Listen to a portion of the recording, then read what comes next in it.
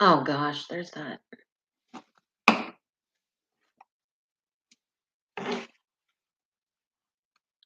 Yeah, You want to talk about the case and some of the characters in the case?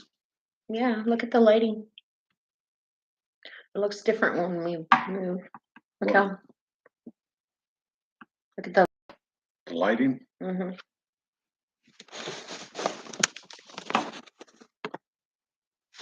Try something. why does it look so white?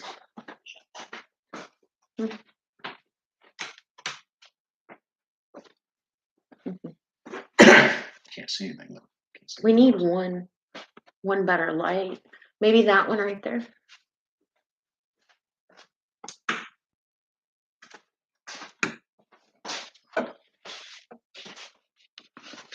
Better? It's better. Fuzzy. Who do you want to talk about? Well, you want to talk about how much money they've spent so far? Oh gosh, yeah. Yeah, how much do you think they've spent? Well, so far, what I looked at today, so far they've spent $600,000 in attorney fees, and no one knows who's paying his attorney fees. And also, they've rented a compound for the attorneys and all the people that work for them, the paralegals, and their bill on that is $28,500 a week. Thank you. Thanks, Amanda. Glad you're here. And so anyway, and so they ran up $600,000 in attorney bills for 15 days, and there's probably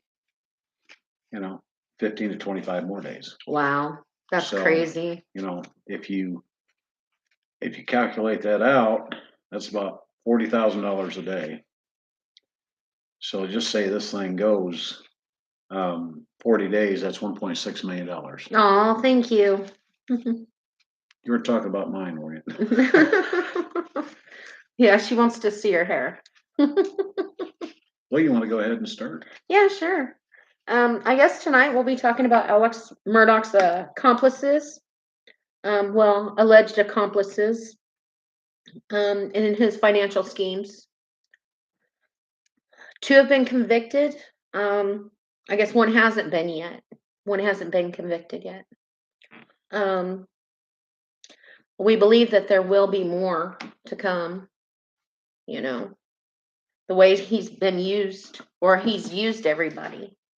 Um, we're going to look at Corey Fleming, Russell Lafitte, and Curtis Lee Smith, or I'm sorry, Curtis Eddie Smith.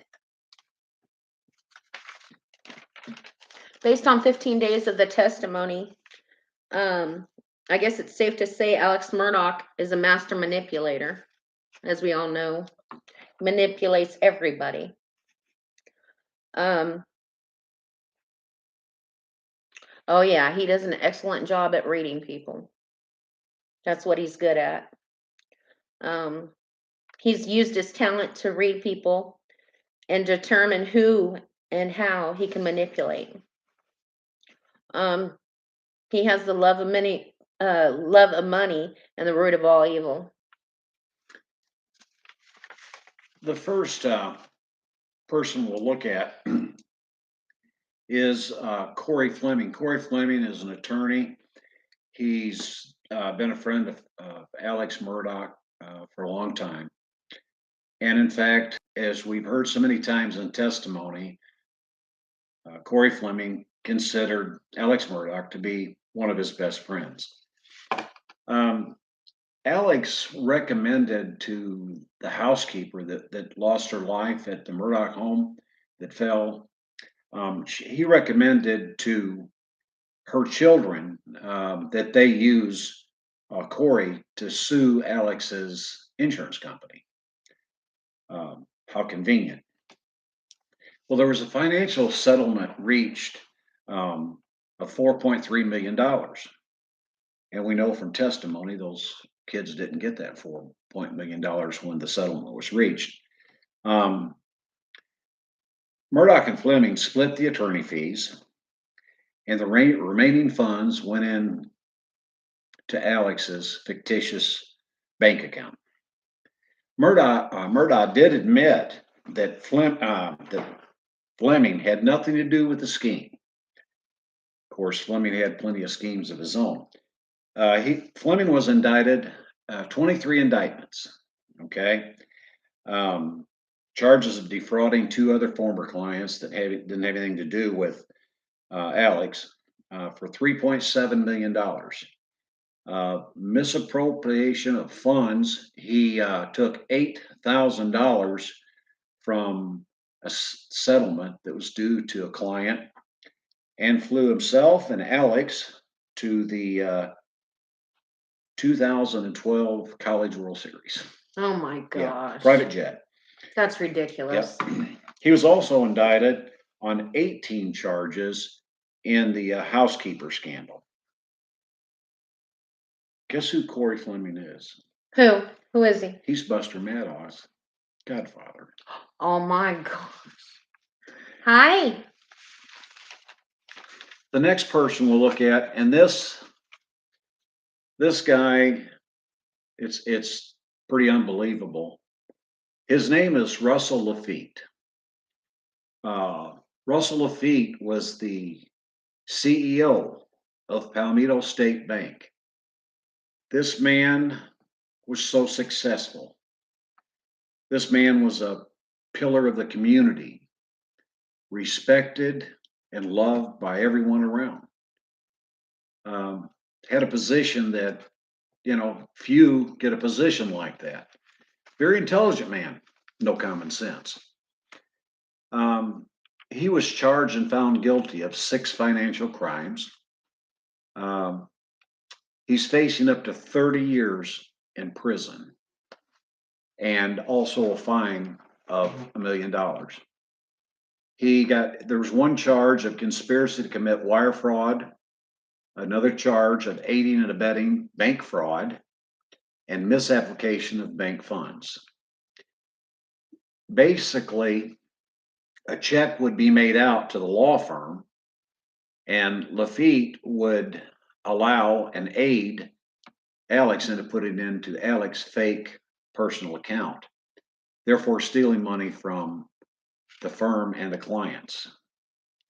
He also loaned money.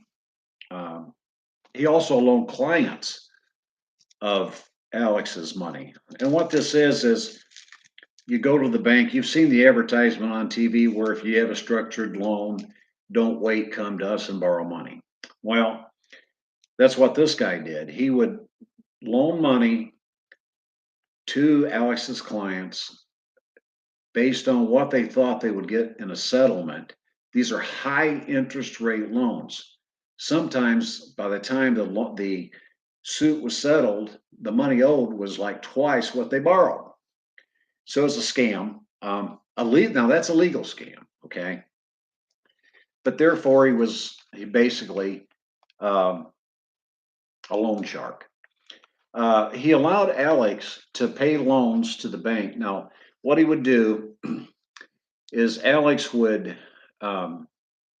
he'd have a client who had a loan there, okay, and then they would get a settlement, and Alex would bypass that loan and give them part of the settlement and sometimes none of it. And then when he got the next settlement, he'd pay a little bit on the loan, and then the loan would be extended and extended and extended. Kind of like the old deal of robbing Peter to pay Paul. He also loaned Alex $680,000 unsecured loan. No equity, no security,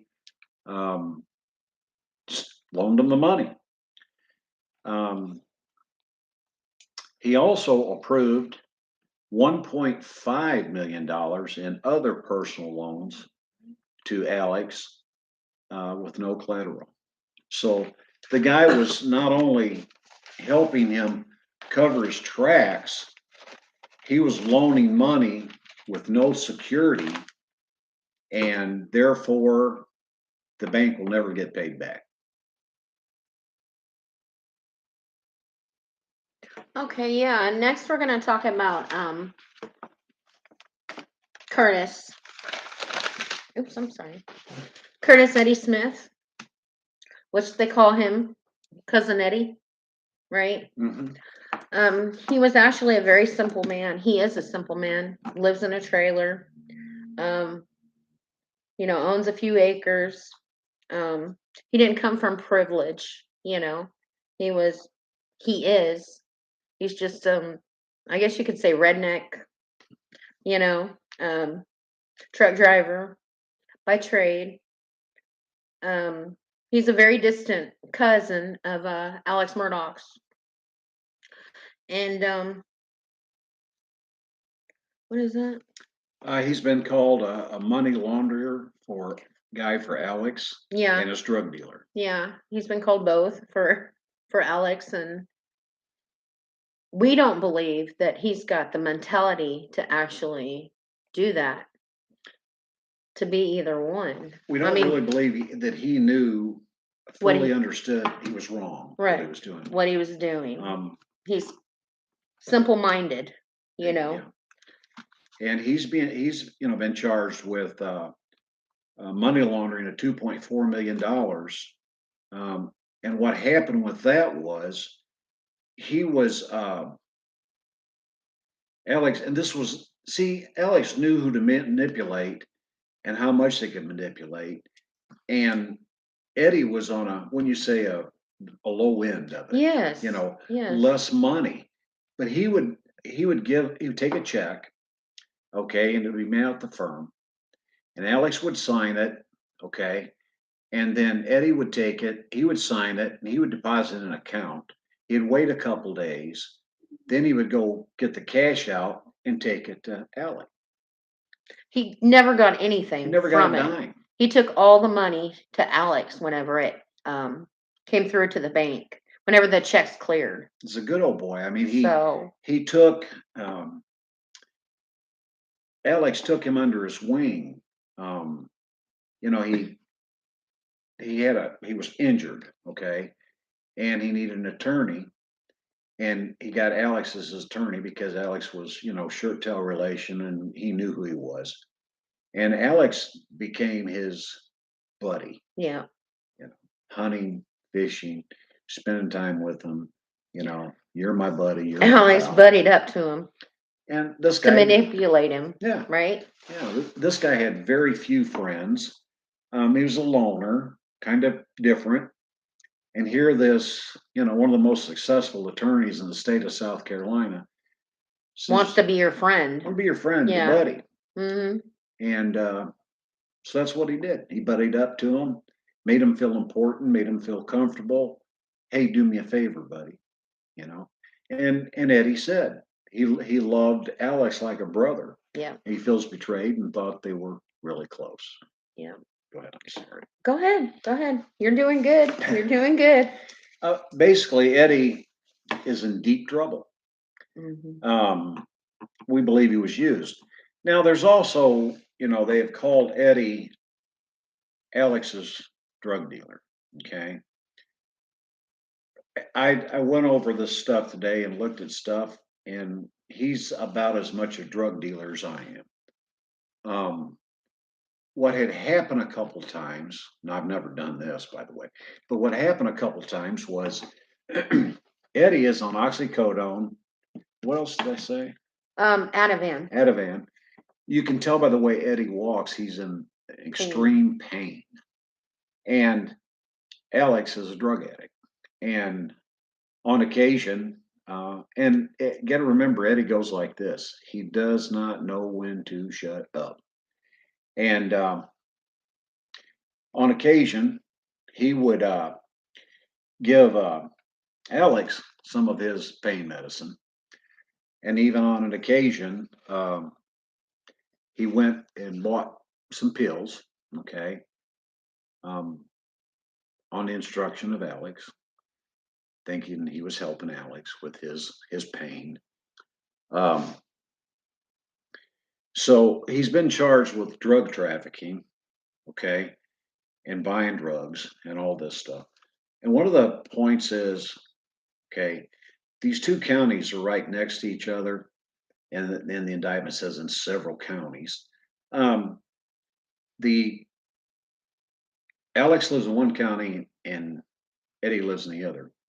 So obviously Eddie has taken pain pills Pills. to Alex in his county, and Alex has come to Eddie's county and That's got why pain they're pills calling going. it counties. So it's, Yeah. it says several counties or multiple counties. And there was a different county where um, Eddie did go buy some pills, oxycodone, on behalf of Alex. And he was being surveillanced, by the way, And because he was hanging out with Alex Murdaugh, yeah. right? hmm So a lot of this stuff, I think the prosecution, I think the authorities um, have got a lot of leverage. They're trying to get a lot of leverage on Eddie to get it out anything he knows. And one thing we didn't cover was the suicide story. Oh, yeah, yeah, yeah. And That's pretty rough. you want to tell that? Yeah. So Alex calls Eddie and asks him to meet him on the side of the road, right? Um, so Eddie says okay and comes to the side of the road, meets him there. It's on the side of the road of Mazel. Moselle. And when he gets there, Alex hands him a gun and says, "Shoot me." And my son, what's his son's name again? Buster. Buster will get $10 million for life. Kill me, he said. Yeah, he wanted him to kill him so that Buster could get $10 million in life insurance. So Eddie said, "No, I'm not going to help you." And I guess they wrestled with the gun. The gun went off and grazed Alex Murdaugh, in the head. It's so bad. It was so terribly bad that one of us probably wouldn't even go to the hospital. Yeah, just a little bitty graze. And anyways, he calls 911 and makes it a huge ordeal. A different story. Yeah, makes up this crazy story saying that somebody tried to kill him, like they killed his wife and son. So it's turned into a big giant thing. And then when they arrested, or go ahead. Go ahead. When they got him, when they went to the hospital and talked to him, he changed the story and said that he had hired, and he squealed on Eddie. Yep. Which he didn't pay Eddie a dime. That he'd hired Eddie to kill him. To kill him, where it looked like suicide, where Buster get $10 million. Yeah. Tell him what Eddie said about if he shot him. Oh gosh, Eddie said that if he had shot him, he'd be dead. So, I believe Eddie's telling the truth, and I think Murdaugh once again is lying. Him and his stories just, I mean, he's just a manipulator, you know. Eddie actually wrestled him for that gun so that, you know, Alex wouldn't get hurt. And by the way, would he accidentally take the gun? No. Okay. He did take the gun. He didn't want Alex to hurt himself. Okay, he did take the Yeah. gun. So, yeah. He grabbed the gun. He didn't even see where it was grazed. So that's how, minor it was. And grabbed the gun, got the gun from Alex finally, and threw it in the seat of his truck and says, "You're crazy." Yeah, and he took off. And he took off. Yeah. You know? Murdaugh is so full of crap. He's done a lot of horrible things to a lot of people. And the ones that he supposedly loves, you know. And one of my friends had said something today that really hit me hard is somebody that is a narcissist or a sociopath, somebody like that, they have a hard time expressing feelings for people. So they can say it, you know, it doesn't matter. They cannot have that feeling towards people. They do not have that feeling. I'm sorry. They don't. They cannot have that same feeling that we have. And I believe he's a narcissist. All the stories he tells, everybody that he's broken their hearts, you know. I mean, and the people go there's so many people. Chris. I mean, so many though. I mean, it's not just, oh, did you explain about the CEO? You did, didn't you? Yes. Did you? Yeah. Yeah, guys, but it's just. And there's going to be. This guy is. There's going to be more. He's used more people. This is just some of them, because if you add all this up, this isn't $15 million. And this guy's been accused of embezzling at least 15 million. And by some people's accounts, it could go as high as 20 million. Right. So there's more to uncover. We were talking before we came on, and we just wonder if Alex is convicted of the murders of Maggie and Paul, will the prosecution still be a bulldog at going after these financial schemes, or will they just keep it like it is because he's never going to see the light of day? Oh. Good question. Mm-hmm. Very good question. Is there anything else you want to talk about? Not really. Does anybody have any comments or questions or theories or they'd like to talk about? I can't wait to see the defense. Yeah, it's going to be. I mean, how are they going to defend this guy? It's going to be. I mean, everyone's seen how much of a piece of crap he is. Yeah. Right. Sorry to Yeah. use that, but Well, so far we know he lied. We know he was there when they were murdered. right. We know that he was not gone as long as he said he was. But we know he was there. Mm-hmm. His voice, the GPS on his vehicle, the iPhone GPS. So we know without a shadow of a doubt he was there. They haven't put the gun in his hands yet. Right. Right. You want to go ahead and cut this short? Sure. Okay. Okay, you guys, if you have any questions or anything, comment and stuff, okay? And Thanks. we will talk to you guys soon, okay? God bless. Thank you, Amanda. Talk to you soon, Caitlin.